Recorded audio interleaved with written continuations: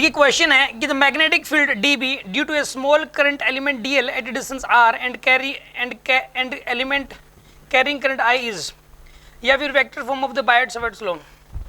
ये वाला जो क्वेश्चन है, ये वाला क्वेश्चन आया हुआ है CBSE PMT 1996 में, नीट में आया हुआ है, यानी कि 1996 के अंदर, और ये फॉर्मूला बेस्ड क्वेश्चन है।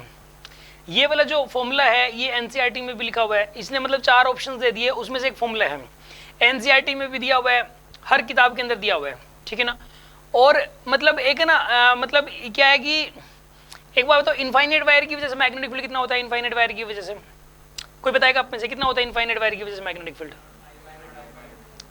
Mu not I upon 2 pi D यही होता है। ये वाला जो फॉर्मूला है इसका डेरिवेशन इसी बेसिक फॉर्मूले से किया जा सकता है, अभी जो मैं बताने वाला हूँ। पहले तो मैं क्या बताने जा रहा हूँ, देखो बायट और सावर्ट जो दोनों थे, उन्होंने देखो क्या दिया कि उन्होंने एक फॉर्मूला दिया, ठीक है, उन्होंने एक बेसिक फॉर्मूला दिया, उन्होंने एक बहुत ही बेसिक फॉर्मूला दिया, और इस फॉर्मूले से बहुत सारे डेरिवेशन होते हैं, ठीक है। उन्होंने क्या कहा कि जैसे कि मान लो एक करंट कैरिंग वायर है ये वाली, ठीक है ना, आई का करंट कैरी कर रही है वायर, पता नहीं किस शेप की है। एक वायर है वो आई का करंट कैरी कर रही है, पता नहीं किस शेप की है, ठीक है, अजीब मतलब कोई भी शेप बना दो आप, आर्बिट्रेरी शेप की है, राइट। और अगर हम इसका एक छोटा सा एलिमेंट ले लें डीएल लेंथ का, ये दिखने में बड़ा लग रहा है, मैंने दिखने में बड़ा बनाया बट ये वेरी स्मॉल है। एक छोटा सा एलिमेंट कंसीडर करें अगर हम इसका, तो इसमें से करंट कितना जा रहा है अभी? आई का। इसमें से करंट कितना जा रहा है? आई का।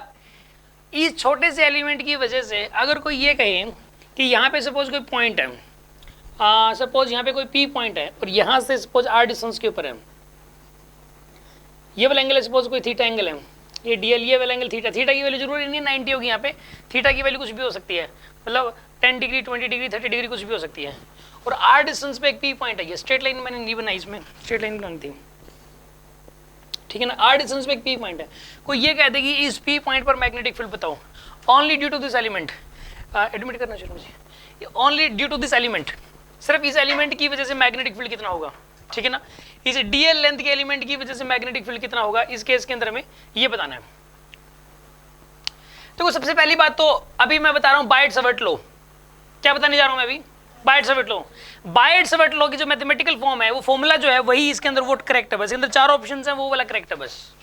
इसके अंदर सुनो, अभी मैं क्या करने जा रहा हूं, vector form of Biot Savart law, vector form of Biot Savart law, या फिर स्केलर फॉर्म भी मतलब कभी कर लेंगे हम लोग। बायट-सावर्ट लॉ के बारे में बताने जा रहा हूं मैं आपको, बायट्स SAVART सावर्ट लॉ के बारे में मैं आपको बताने जा रहा हूँ, या इसकी स्केलर फॉर्म भी अभी करेंगे हम लोग। देखो सुनो, आप उन्होंने क्या बताया था, सबसे पहले तो अगर कोई आपको ये पूछ ले कि बायट-सावर्ट लॉ किस केस में डिस्कशन किस केस में होता है, आप कहोगे इसका डिस्कशन होता है एक वेरी स्मॉल एलिमेंट के केस में, डीएल लेंथ का एलिमेंट होना चाहिए, वेरी स्मॉल एलिमेंट होना चाहिए, उसी के लिए डिफाइंड है ये, उसकी वजह से मैग्नेटिक फील्ड निकालना सिखाया गया इस लॉ के अंदर। इस लॉ के अंदर क्या सिखाया गया है, एक छोटा सा एलिमेंट, एक छोटा सा वायर का एक एलिमेंट जो कि एक डीएल लेंथ का एलिमेंट है और वो आई का करंट कैरी कर रहा है, उसकी वजह से मैग्नेटिक फील्ड निकालना सिखाया गया है किसमें? बायट-सावर्ट लॉ के अंदर। आपको ये बात पता लगी बायट-सावर्ट लॉ क्या होता है? बायट-सावर्ट लॉ होता है, बायट-सावर्ट लॉ क्या एक्सप्लेन करता है, मतलब क्या चीज एक्सप्लेन करता है बायट-सावर्ट लॉ? अगर आपको ये कह दे तो आप ये कहेंगे कि अगर एक वायर का एक छोटा सा एलिमेंट होगा जो कि डीएल लेंथ का है और उसमें से आई का करंट जा रहा है, तो उस छोटे से एलिमेंट की वजह से किसी पॉइंट के ऊपर मैग्नेटिक फील्ड कितना आएगा, उस मैग्नेटिक फील्ड की वैल्यू को बताने के लिए बायट-सावर्ट लॉ है। फिर क्वेश्चन मन में आता है कि सर जो छोटा सा एलिमेंट हो, अकेला छोटा सा एलिमेंट कैसे हो सकता है? होगी तो पूरी वायर ही होगी एक बार में, मतलब अकेला एक छोटा सा एलिमेंट हो और उसमें से करंट जा रहा हो, ऐसे कैसे हो सकता है? करंट चलाने के लिए वायर में से बैटरी के अक्रॉस जोड़ना पड़ता है उसको, और वो जो छोटा सा एलिमेंट है बिल्कुल इतना छोटा सा है, तो हम उसको बैटरी के अक्रॉस कैसे जोड़ेंगे? फिर उसको नहीं जोड़ना बैटरी के अक्रॉस, एक पूरी वायर ही लेनी है और उस पूरी वायर को मतलब उसमें से करंट चलाना है। बट मैं मैग्नेटिक फील्ड उसके उस छोटे से पार्ट की वजह से, यहाँ पे पी पॉइंट पे मैग्नेटिक फील्ड इसकी वजह से नहीं निकालना, ना ही इसकी वजह से निकालना है, सिर्फ इस छोटे से एलिमेंट की वजह से निकालना है। तो यहाँ पर मैग्नेटिक फील्ड निकालने के लिए हमारे पास जो होना चाहिए, उन्होंने बताया आई डीएल होना चाहिए, आर होना चाहिए, आर मतलब इस पी पॉइंट और इस एलिमेंट के बीच का डिस्टेंस, और ये वाला एंगल थीटा होना चाहिए, ठीक है ना। उन्होंने ये बताया कि ये जो मैग्नेटिक फील्ड है, ये जो मैग्नेटिक फील्ड है ये डायरेक्टली प्रोपोर्शनल होता है आई के, ठीक है ना। उन्होंने एक्सपेरिमेंट करके बताया, ये वाला फॉर्मूला उन्होंने एक्सपेरिमेंटली निकाला। उन्होंने क्या कहा कि अगर करंट इसमें से डबल करते हैं तो यहाँ पर मैग्नेटिक फील्ड डबल हो जाता है, उन्होंने ये बात नोट कर ली। इसमें से अगर करंट 4 गुना करते हैं तो यहाँ पे मैग्नेटिक फील्ड भी 4 गुना हो जाता है, तो यानी magnetic field is directly proportional to I, ठीक है ना। Magnetic field is proportional to D L, ठीक है ना। Magnetic field is directly proportional to D L. अगर हम इसकी जो लेंथ है डीएल की वैल्यू ही डबल ले लें हम लोग, तो यहाँ पे मैग्नेटिक फील्ड डबल हो जाता है, ठीक है ना। मैग्नेटिक फील्ड भी क्या हो जाता है, डबल हो जाता है। और magnetic field is directly proportional to sine theta, मतलब जैसे कि यहाँ पे थीटा की वैल्यू तो 30 डिग्री है, ठीक है, और अगर आप 60 डिग्री ले लोगे तो उस केस में मैग्नेटिक फील्ड साइन थीटा के प्रोपोर्शनल में आएगा। उन्होंने ये चीज़ एक्सपेरिमेंटली देख ली। Magnetic field proportional to theta नहीं आता, प्रोपोर्शनल टू साइन थीटा आता है, directly proportional to sine theta आता है। ये चीज़ एक्सपेरिमेंटली देखी गई। आप ये नहीं कह सकते कि कहाँ से आया, ये किसी बुक में नहीं लिख रखा कहाँ से आया, ठीक है ना। ये चीज़ एक्सपेरिमेंटली देखी गई, ये इक्वेशंस जो हैं ये एक्सपेरिमेंटली देखी जा रही हैं। और फिर उन्होंने जो तीसरे नंबर पे देखा, magnetic field is inversely proportional to r square, ठीक है, उन्होंने ये बात भी देखी, inversely proportional to r square होता है। ये समझ में आ गई होगी बात आपको। और उन्होंने इनको मिला के उन्होंने बताया कि जो magnetic field is proportional to i D L sine theta upon r square होता है, i D L sine theta upon r square होता है, ठीक है ना। और फिर उन्होंने एक प्रोपोर्शनलिटी कांस्टेंट लगाया, और वो जो प्रोपोर्शनलिटी कांस्टेंट था वो था म्यू नॉट अपॉन में 4 pi I D L sine theta upon में आर स्क्वायर था। ये था magnetic field, this is the magnetic field air, mu not upon 4 pi I D L sine theta upon में R square, this is the value of magnetic field air. ये तो scalar form में है, बस यही है स्केलर फॉर्म में, Biot Savart law. This is the Biot Savart law in the scalar form, scalar form है ये बायट्स-सवर्ट लॉ की। बायट्स-सवर्ट लॉ क्या होता है, कोई बोलते हैं तो आप सामने वाले से पूछोगे कि स्केलर फॉर्म में बताऊंगे वेक्टर फॉर्म में बताऊं, सामने वाला बोलता है कि स्केलर फॉर्म में बताऊं, तो आप बोलना है कि एक छोटे से एलिमेंट करंट कैरिंग एलिमेंट है डीएल का, उसकी वजह से मैग्नेटिक फील्ड होगा mu not upon 4 pi i dl sine theta upon r square. Tips पे होना चाहिए वाला फॉर्मूला आपको। और ये पता है क्या, एक छोटे से एलिमेंट की वजह से आ गया ना मैग्नेटिक फील्ड। अब अगर मैं एक आर्क की वजह से निकाल रहा हूँ, एक आर्क की वजह से निकाल रहा हूँ, या एक फाइनाइट वायर की वजह से निकाल रहा हूँ, चाहे इनफाइनाइट वायर की वजह से निकाल रहा हूँ, सारे के सारे डेरिवेशंस अभी मैं करवाऊंगा आपको। मतलब जैसे कि अगर होलो सिलेंडर हो, अगर करंट कैरिंग होलो सिलेंडर हो, करंट कैरिंग सॉलिड सिलेंडर हो, एक टोरॉइड हो, करंट कैरिंग टोरॉइड, उनके केस में, या एक मतलब एक वायर है, करंट कैरिंग वायर है, सोलेनोइड हो, या एक करंट कैरिंग वायर है, उसके ना एक्सिस के ऊपर मैग्नेटिक फील्ड निकालना है। मतलब वायर किसी भी शेप में है और उसकी वजह से हमें मैग्नेटिक फील्ड निकालना है, और वो करंट कैरी कर रही है ना, और उसकी वजह से मैग्नेटिक फील्ड निकालना है। तो यही इसी फॉर्मूले से वो डेरिवेशन होता है, the most basic formula of the electromagnetism. कोई भी टॉपिक हो, जैसे कि मैकेनिक्स थी, मैकेनिक्स के अंदर जो बेसिक बातें थी, जो बेसिक जो बेस था वो था न्यूटन्स लॉ ऑफ मोशन, वो बेस था, उसी से सब कुछ डिराइव हुआ है। इलेक्ट्रोस्टैटिक्स के अंदर बेस क्या था, एक पॉइंट चार्ज है क्यू का, उसकी वजह से आर डिस्टेंस पे इलेक्ट्रिक फील्ड होता है k3/r²। इसको मुद्दा बना के कई सारे डेरिवेशंस होते हैं, k3/r², ये बेसिक फॉर्मूला था और यही आगे तक यूज होता चला जाता है।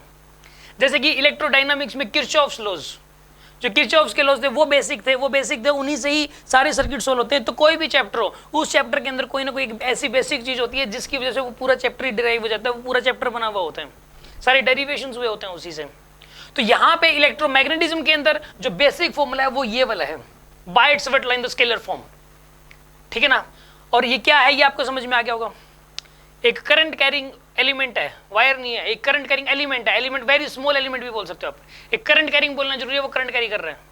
एक वेरी स्मॉल एलिमेंट है वायर का और वो करंट कैरी कर रहे हैं, और उसकी वजह से मैग्नेटिक फील्ड की वैल्यू इतनी होगी mu not upon 4 pi I D L sine theta upon r², ठीक है। और ये चीज, ये चारों बातें एक्सपेरिमेंटली निकाल ली, इन चारों को मिला के ये बन गया, और फिर यहाँ पे प्रोपोर्शनलिटी कांस्टेंट लग गया म्यू नॉट अपॉन 4 पाई। इसको वेक्टर फॉर्म में कैसे लिखते हैं, इसको वेक्टर फॉर्म में लिखते हैं, vector b is equals to mu not upon 4 pi i into dl cross r upon r³। ये वेक्टर फॉर्म है, वेक्टर फॉर्म है, ठीक है ना। मतलब वेक्टर फॉर्म का मतलब जिसमें डायरेक्शन भी निकला है मैग्नेटिक फील्ड की, i into dl cross r upon में r³, ठीक है। अब आप कहोगे कि ना देखो सर r वेक्टर r समझ आता है, इस ये जो r है इसकी डायरेक्शन चलो रेडियली आउटपुट इस तरफ हो जाएगी, r की डायरेक्शन में समझ आती है। ये dl तो ये तो लेंथ है सर, तो लेंथ के ऊपर आपने वेक्टर कैसे लगा दिया, लेंथ इज स्केलर क्वांटिटी, तो आप इसके ऊपर एक वेक्टर कैसे लगा सकते हो। मैं आपको एक बात बताता हूँ, इलेक्ट्रोमैग्नेटिज्म में लेंथ को एक वेक्टर क्वांटिटी की तरह ट्रीट किया जाता है।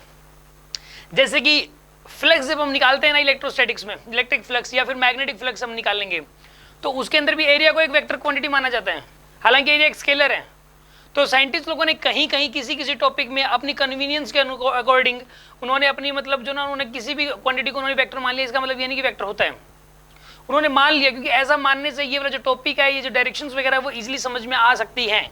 कंफर्ट करने में वो कोई चीज़ मतलब ठीक है, रूल नहीं है, कानून वैसा नहीं है, तो भी मतलब कानून का मतलब क्या है कि फिजिक्स का कानून, फिजिक्स का कानून क्या है कि लेंथ क्या है, स्केलर।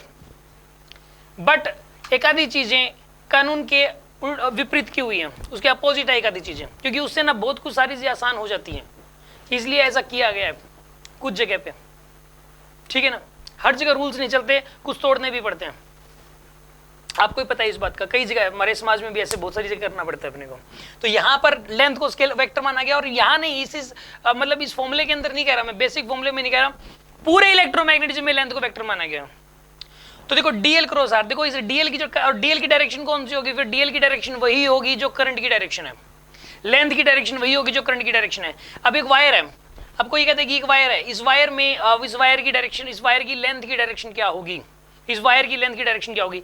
इस वायर की लेंथ की डायरेक्शन डिपेंड करता है कि इसमें से करंट किस तरफ जा रहा है। अगर इसमें से करंट इस तरफ जा रहा है तो इस लेंथ की डायरेक्शन ये वाली हो जाएगी, और अगर इस वायर में से, ये वायर है, इसमें से अगर करंट ऐसे जा रहा है तो इसकी डायरेक्शन ऐसे हो जाएगी, इस तरफ। मतलब जो करंट की डायरेक्शन है, करंट जिस तरफ जा रहा है, लेंथ की डायरेक्शन वही हो जाएगी। समझ आ रही है बात आपको।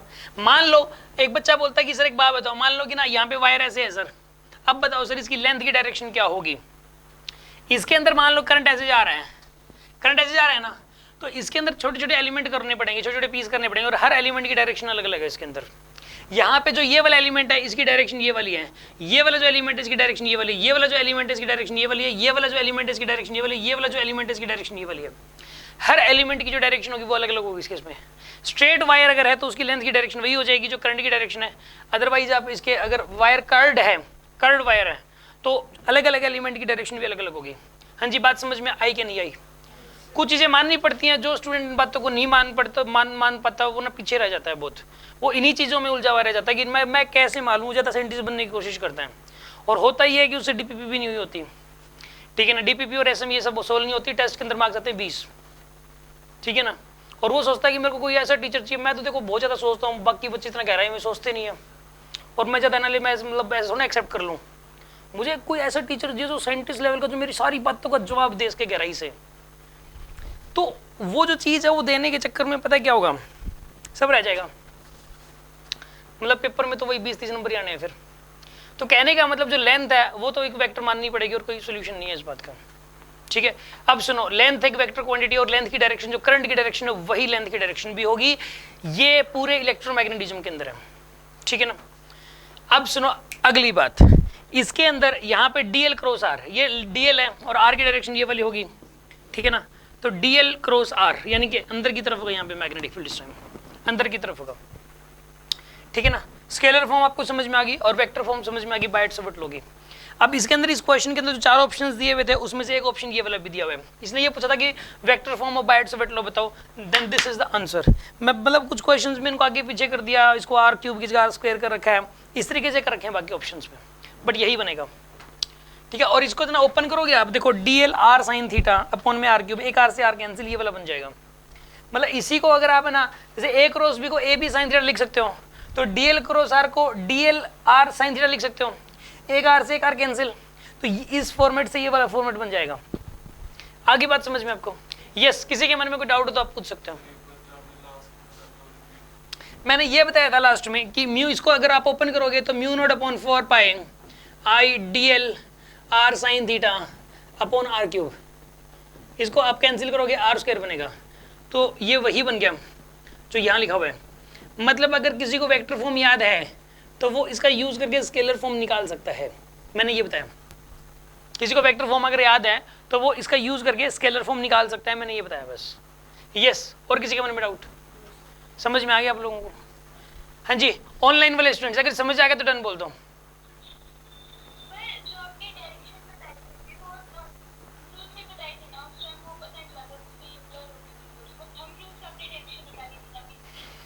Yes, right hand thumb rule, A cross B, इसके अंदर डायरेक्शन मैंने क्या, इसका क्वेश्चन ये कि सर मैग्नेटिक फील्ड की डायरेक्शन कैसे निकाली थी। सुन लो आप, देखो इसके अंदर डीएल, वेक्टर डीएल इस तरफ है, देखो वेक्टर डीएल इस तरफ है, वेक्टर डीएल इस तरफ है और आर वेक्टर इस तरफ है, ठीक है ना, तो डीएल क्रॉस आर, जैसे हम ए क्रॉस बी जैसे निकालते हैं ना, ठीक उसी तरीके से हमने डायरेक्शन निकाली थी। तो इसके अंदर डीएल इस तरफ है, आर वेक्टर इस तरफ है, डीएल क्रॉस आर किया तो राइट हैंड थंब रूल का यूज किया, यानी कि जो क्रॉस प्रोडक्ट निकालने में जो रूल यूज होता है, क्रॉस प्रोडक्ट की डायरेक्शन निकालने में सेम रूल यूज हुआ है यहाँ पे। हाँ जी, और बोलो, और कोई डाउट हो?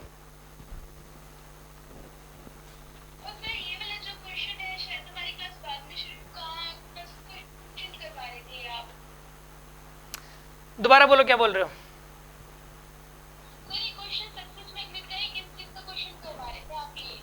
सक्सेस मैग्नेट का क्वेश्चन है ये वाला, सेकंड क्वेश्चन है। और बताइए, और कोई डाउट? ओके